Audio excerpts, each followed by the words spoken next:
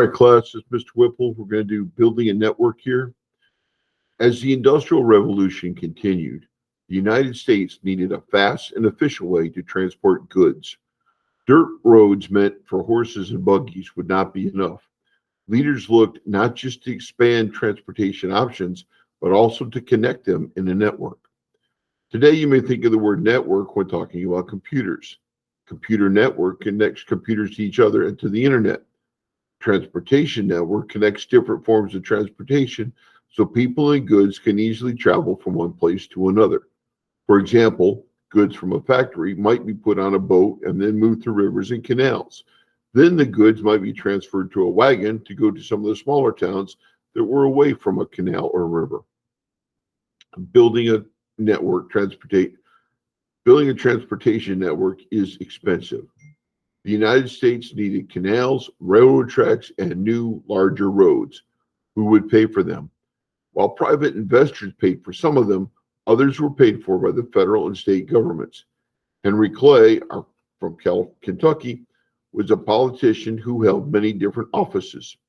He was a congressman and a senator and even Secretary of State. Clay developed the American system.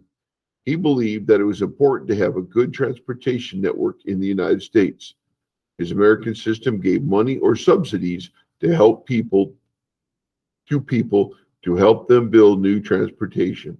He also added tariffs or import taxes to goods coming from other countries. These tariffs encouraged more goods to be made in the United States, where they didn't have tariffs and were cheaper than goods from abroad. The physical landscape did not always make this network easy.